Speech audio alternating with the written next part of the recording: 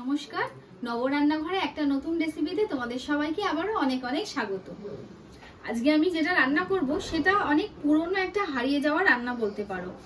মা ঠাকুমাদের আমলের রান্না, এখন প্রায় এগুলো বাড়ি থেকে উঠে যেতেই বসেছে এই রান্নাগুলো। তো আমিও আমাদের বাড়িতে এটা হয়, আমার শাশুড়ি মা করেন, তো সেখান থেকে মায়ের থেকে দেখেই আমি একটু এদিক ওদিক করে আর কি রান্নাটা করছি। তো চলো তোমাদেরকে দেখাই কি সেটা। এই যে লতি, এটা হলো কচুর লতি। তো এইটাই আজকে আমি তোমাদের সাথে শেয়ার করব। তোমরা সবাই জানো বাজারে এরকম ভাবে তো লতি পাওয়া যায় না, লতিটা এরকম বাঁধা থাকে। তো বাড়িতে এনে ভালো করে লতির থেকে চোখলাগুলো ছাড়িয়ে এটা ধুয়ে পরিষ্কার করে রাখা হয়েছে। এবারে এটাকে আমি সেদ্ধ করে নেব। জল ফুটে গেছে, এবার জলের মধ্যে দিয়ে দিচ্ছি লতি।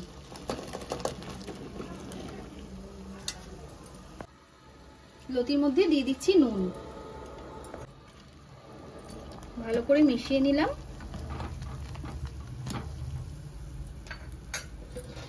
আবার লতিটাকে ঢেকে দিচ্ছি সেদ্ধ করার জন্য। লতি কিন্তু একদম সেদ্ধ হয়ে গেছে, এই দেখুন। এবার আমি এটা জলটা ছেঁকে নেব। এবারে একটা মশলা তৈরি করতে হবে, দেখে নিই কি কি লাগছে। নারকেল, পোস্ত, সাদা সর্ষে আর কাঁচা লঙ্কা একসাথে আমি বেটে নেব। কড়াই বসিয়ে দিয়েছি, দিয়ে দিচ্ছি সর্ষের তেল।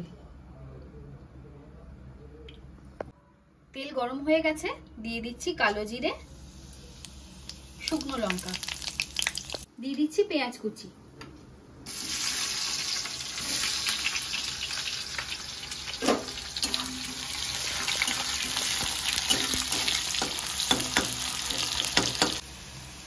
পেঁয়াজটা ভাজা ভাজা হয়ে গেছে, এবারে দিয়ে দিচ্ছি রসুন কুচি।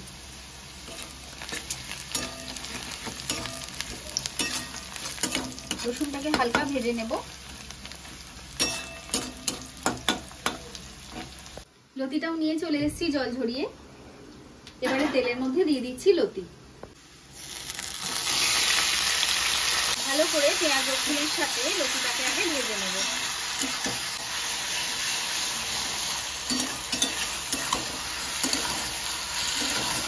এবারে দিয়ে দিচ্ছি অল্প নুন, কারণ সেদ্ধর সময় নুন দিয়েছিলাম তাই অল্প নুন দিলাম। দিয়ে দিচ্ছি হলুদ গুঁড়ো,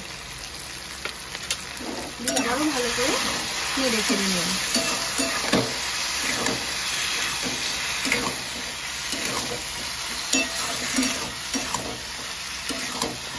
এই যে মশলাটা বেটে নিয়েছি, সর্ষে, পোস্ত আর নারকেল, এবার এটা দিয়ে দেবো।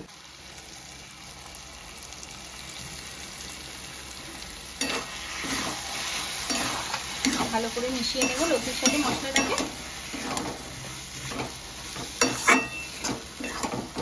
এবারে চিনিটা দিয়ে দিলাম, ভালো করে মিশিয়ে নেব।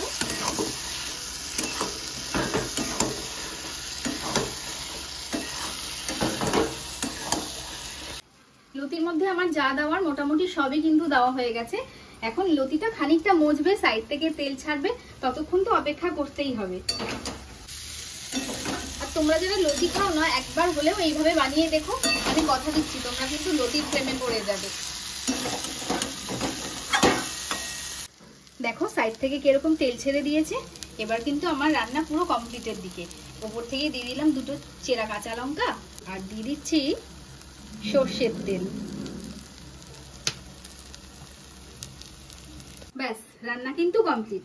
এবার গ্যাসটা অফ করলাম আর 2 মিনিট অপেক্ষা করব। এবার আমি লতিটা বেড়ে নিচ্ছি।